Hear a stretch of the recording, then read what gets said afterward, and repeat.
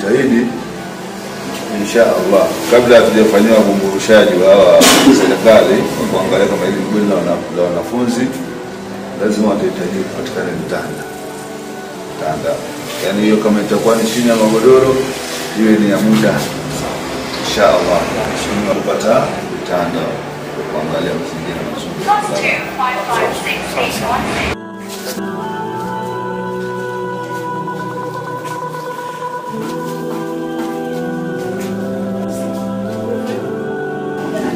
Sehemu vitu vyao kuweka angalau mengi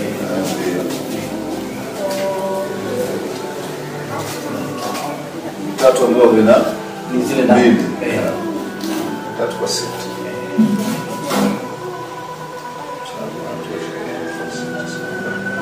pale kuna vitanda tumeleta 10 mara vitanda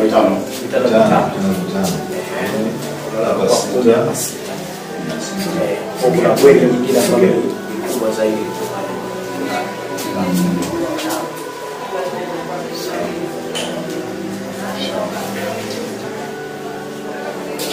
Ingine mgeni elimu yeye na masheti magumu kidogo. Na mimi niliuliza swali na wakaniambia sisi tunafunga chini ya usawa jamii ambao masheti hapo kidogo nafuu. Kwa hiyo pata mwenyewe ndio cha kudumu. Tunazingatia mzala hivi. Lakini hapa sasa hivi na mwanzo tunashirikia masuala mambo ya usawa jamii zaidi. Wana hizi taasisi zinazoanza hizi zinapewa masheti nafuu. Wanafunzi katikani kama feni kama tutaangalia sana. Kuna nyakati za baridi na nyakati za joto. Katika kama feni ambayo tutakuwa tunasaidia hali ya hewa. 557-636-9. Tatibu kwa ni ya kutengeneza mabweni basi tutapata sheria iwepo kwenye mpangilio kwa kuweka nini feni ile ya kuweza kusaidia kwa wanafunzi. Sawa.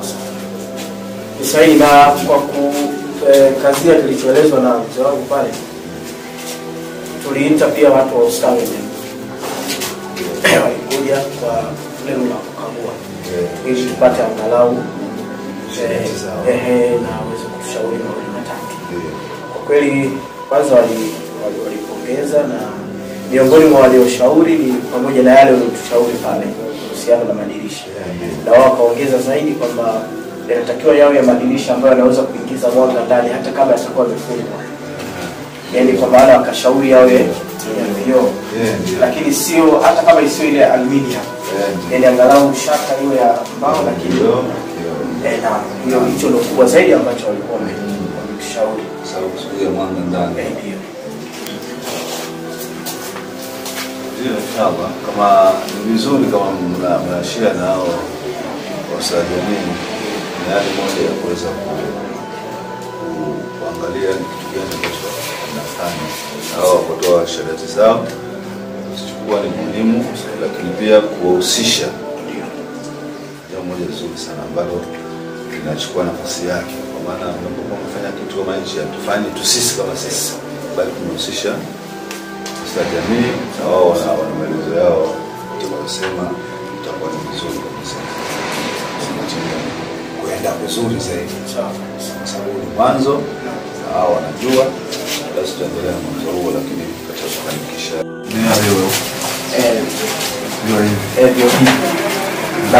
yapo matundu manne kwa maana kila tundu angalau wanafunzi 10.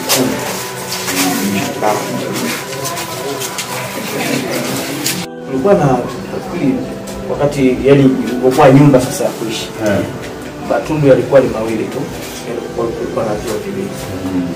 Zingine waliweka kuwa ni bafu. Yaani mbili ilikuwa ni bafu.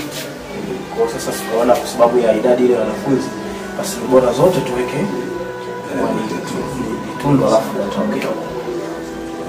Kuna ushauri. Alafu tuandae mahali hata kurusha maji tu. Tupige sakafu nje hapa kwa sababu gani?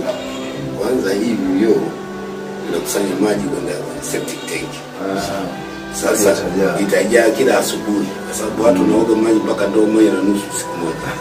Sasa hii usiruhusu, afadhali ikiwa pembeni ni rahisi kuyanyonya baadaye na nini kuliko tutumia itakuwa ingia gharama kubwa sana. Lakini kuna kitu kingine kitaalamu wanakizungumzia. Maji yanayotumika kwenye kuoga unakuwa na sabuni. Zile sabuni zina sumu. Ushafahamu? Kule tunapopeleka uchafu wa haja kubwa kuna wadudu wanaoishi. Wale wadudu wana kazi wanaoifanya kule. Kwa hiyo kutengeneza mmeng'enyo wa kile. Kwa hiyo maana yake ile shimo haliwezi kujaa. Sasa unapopeleka maji haya ya sumu, wale wadudu wanakufa.